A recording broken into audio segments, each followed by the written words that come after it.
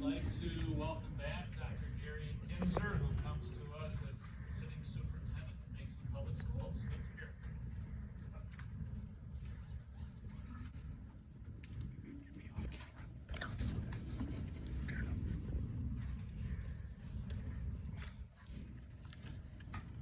Test. Good evening. So first of all, I thank you for the opportunity to be here once again with you this evening. I look forward to sharing a presentation, answering questions, and another opportunity for us to get to know one another better. So with that, I'll go right into my presentation. So the assignment was to present a 90-day transition plan, but I want to just begin by saying that 90 days is only the start of a transition. So the organization of my presentation really reflects that. This is just getting started. The transition is much longer than that. So I have 4 focus areas, and they're color-coded. So before I move to the first one, I want you to know that relationships are the blue focus area. And really all of the focus areas are indirectly about relationships. Blue is specifically, there's a lot of overlap in the other focus areas. So I'm going to spend more time in the blue focus area than the other colors because this is a human business. This is about interactions between adults and children, adults and adults, and everything we do is relationship based. So I'll be spending more of my time specifically in that area. The yellow focus area is about instruction and curriculum, so digging into the academic nuts and bolts of the district. I guess I'm not really 100% sure what color that is, but the salmon color is about maximizing organizational effectiveness and efficiency. This is about budget. This is facilities and operations, those pieces of how we operate as a district physically. And then finally, the fourth area, the green area, is about governance. It's about policy. It's about procedure, process, how we interact. So, and again, relationships infused throughout all 4 of the focus areas. All right, so blue focus area, building relationships in schools and community. And I'm going to organize my slides in each focus area by month. So July, August, and September. But I want to note that July is challenging because those relationships are with people who have just finished a grueling school year. And I have to be mindful of the fact that people need time. And it's not reasonable for me to set up a busy meeting schedule in July, knowing there will be vacations, there will be plenty of people who are not yet back at work, and even those who are at work do need time. So the second area, instruction curriculum, I read the others, maximizing organizational effectiveness and efficiency, and then again, district governance. So in July, in the relationship focus area, certainly I'll be hoping to take as much time as Dr. Schubel will give me. She has been a wonderful resource already. You're very fortunate to have someone with her experience and talent in that interim role. So certainly I would be utilizing and taking advantage of the opportunity to learn from Dr. Schubel about the past year, how she sees progress in Forest Hills since she took over. I also would want time with you. So I talked in my last interview about the relationship between the superintendent and board of education. To me, it has to begin with us knowing one another. So that would start with me hoping to meet with each of you individually. It could be lunch, could be coffee, could be a meeting in my office, does not matter. What does matter is that we begin the process of getting to know each other. I want to know about your families, I want to know about your interests, I want to know about what you do for a living, and I also want to know about your priorities for the school district, your expectations for me, and I want to share some of those same things with you. So that's a process that we begin in July. Certainly wouldn't be limited to just one meeting. I have have conversations with my current board members all the time. Some of them probably wish I didn't call them and text them as much as I do, but we have to have value. Same with central office administrators who happen to be working a 12-month calendar.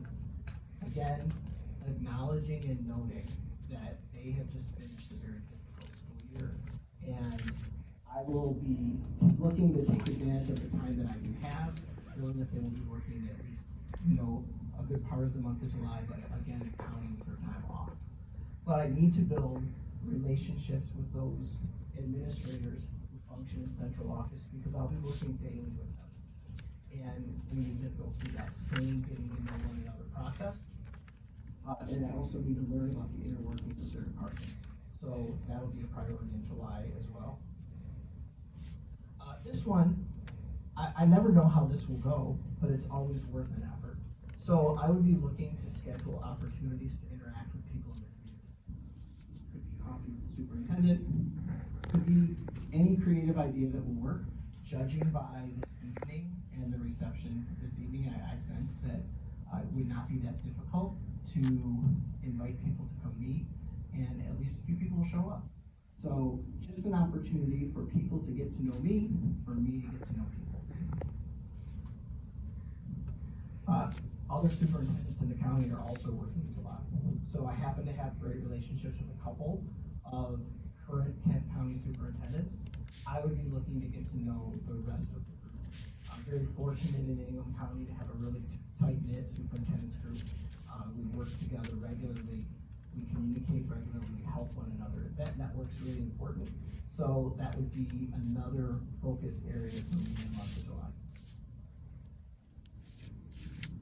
Okay, moving on to August. Our principals and directors start showing up. I would be very mindful in July of their time off.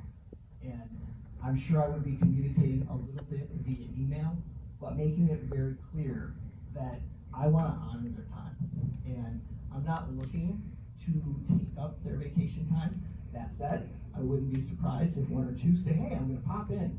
So maybe we get to know each other informally, but I don't want to schedule that.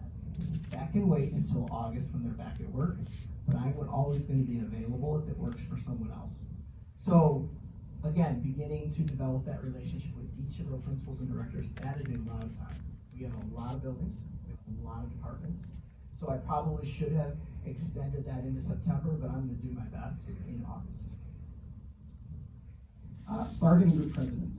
Again, the culture of the district, I think, is very dependent on good relationships, knowing each other, understanding that we all work together, we function as a team.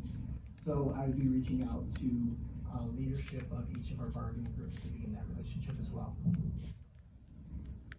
Elected officials, advocacy is another important part of the superintendent's job.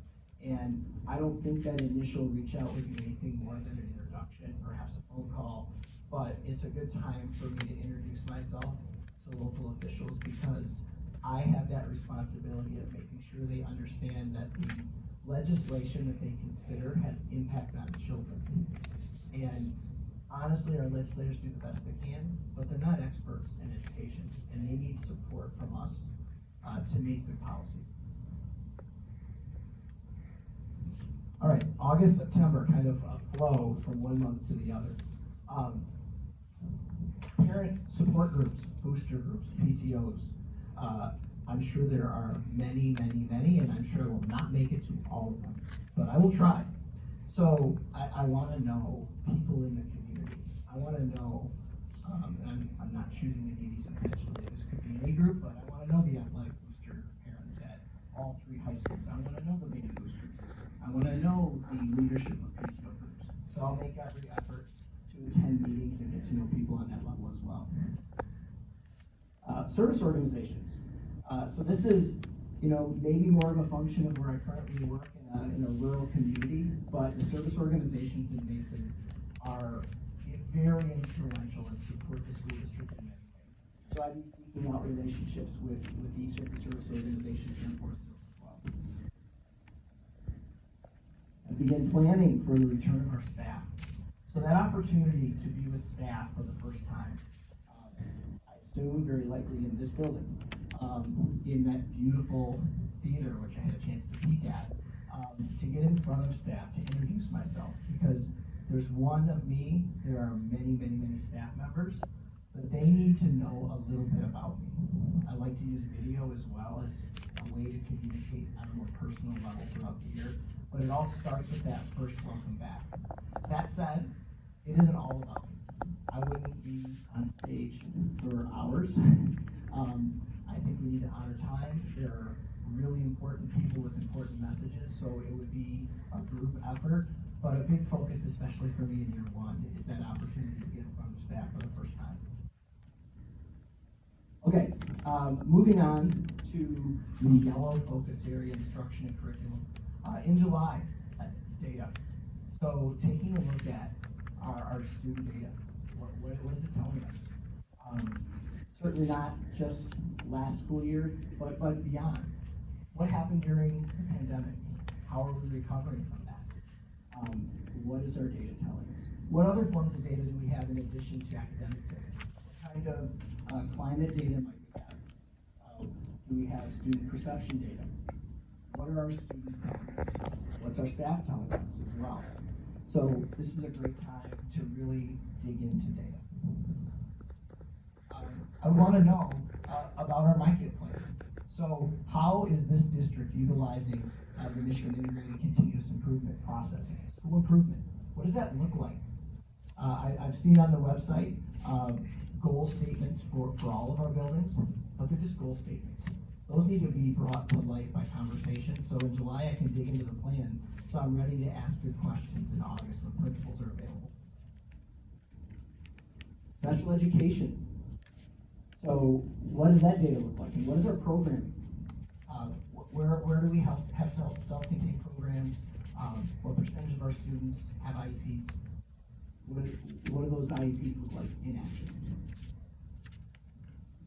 Also our MTSS data. So what does our screening data tell us? It gives us a pretty good look at how effective reading instruction is in our elementary grades. What does our behavioral data tell us? So again, a great time to really take a look at the data as I prepare for the beginning of the school year. This is my favorite part. So September, we have students and teachers in classrooms, and the best way for me to learn what's happening in the school district is to be in classrooms. Now, I have to be completely honest and say I'm never there as much as I want to be. There are so many other things that have to be done that I can't spend enough time in classrooms, but it is a priority. It's a priority for me to just schedule visits in schools for the sole purpose of observing instruction, observing learning. It also gives me an opportunity to be with students. Don't know who I am. I enjoy visiting my elementary classrooms in Mason and having first graders know my name. Maybe they've only seen me a handful of times, but I'm in and out. I never spend a lot of time in any classroom. If there's direct instruction happening, I might stay longer. As I go into classrooms with older students, I have the opportunity to interact on a different level with students and teachers. So this is a really important part of me learning and understanding what academic instruction looks like, what the interaction between teachers and students looks like in our district. All right, moving on to organizational effectiveness and efficiency. The budget is important. So spending time learning about this year's budget. How does it end up? What is it telling us? What is our fund balance? What kind of priorities does our budget identify? What threats do we have to our budget? What are some concerns? We talked about this a little bit in our first interview. What are some things that we have to be mindful of from a finance lens as we move into the new school year? And then what does our budget look like for the coming school year? So what adjustments have we made? What changes have there been from the 23-24 budget to the new one? What adjustments have we made? And again, what are some of the concerns that we have as we move through the school year? What are some of the things that we will be paying close attention to as we work through the revisions to the budget throughout the school year. I know this district was fortunate enough to pass a very large bond last November. So what progress have we made thus far? What plans do we have moving forward? I would need to develop relationships with members of our construction team and our architectural firms so that I can know what kind of priorities we have for projects in the coming year and then beyond.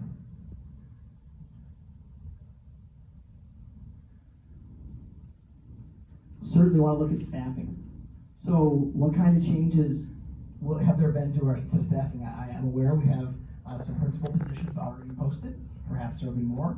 I'm sure retirements, resignations, new staff. And so what does that makeup look like? What kind of transition will we be working through with new staff in the coming school year? The green area, governance. So school safety, procedures and plans. I had an opportunity to talk to Mr. Kimball, I believe, during the open house and hear a little bit about some things that are happening around school safety in the district. Very knowledgeable individual, obviously. So to really, and quite honestly, I joked with him that I could have just stood and talked to him for the whole 90 minutes. We were just scratching the surface, but there were other people, so we moved on. But I would really want to spend time with him in July to really understand what priorities he's identified, what are some things that he thinks we need to be focused on moving forward. I want to know, in the summer of 22, I'm assuming we did an assessment when there was a line item in the state budget to pay for it. So what priorities, what strengths and weaknesses were identified in that assessment? What changes have we made with state grant dollars since then? And what are the priorities identified in the assessment that we still have to accomplish? As well as just process. How do we manage student and staff safety throughout the district? Obviously, board policy. So you don't really fully understand a lot of the board policy manual until you live it, but you can pay attention to those policies that you know will come into effect on a regular basis. And I think that that's a piece that will feed the conversation that I have with each of you. Talk a little bit about policy, some of the strengths and weaknesses you think of our policy, challenges maybe that we're facing, things that we need to be mindful of as we move into the school year. Need to develop a meeting format for our central office team. First, just with the assistant superintendents, and then beyond. So what does that look like? What's worked well in the past? Is there a need for change, or can we just keep the existing model? But that would be a collaborative decision, where I would be trusting the guidance of those who have lived it and what they need. But it's really important to me. Currently, I have an every Monday morning executive team meeting, and it sets the tone for the week. So I really appreciate that. I can be flexible; it doesn't have to be then, but it works beautifully for us in Mason. We spend 2 or 3 hours every Monday morning, and we finish that meeting with a clear plan for the week. In August, when our administrators return, an opportunity for me to bring them all together in some kind of a session. I use the term retreat loosely. It's really just an opportunity for us to focus, to identify our priorities for the school year, for me to learn from them. I talked last time about listening more than I talk. I don't have any intention of standing in front of them with a microphone and boring them for hours, but there will be a lot of opportunities for interaction. A lot of opportunities for us to learn together and grow together as a team. I want to talk with you about what evaluation looks like. What kind of calendar do you prefer? What are the pieces? What's the tool that you like? I certainly have opinions, but it's really important that we develop that together in a way that's effective, because the superintendent evaluation is a really important feedback tool. And when we work together to develop a calendar for when we're going to take on different pieces of that evaluation and what the process will look like in the end, agreeing to that right up front, I think is really important. So I just conclude with just a an overview of all the pieces of my plan so you can see it holistically. And again, I want to remind you, I don't view 90 days as a transition. I view it as the very, very beginning. I'm still going to be transitioning well into the first year and beyond because this is a very large, complex district and it will take a long time, but I'm never going to view it as a finished product. So this is just how I would approach the very beginning part of that process. Thank you.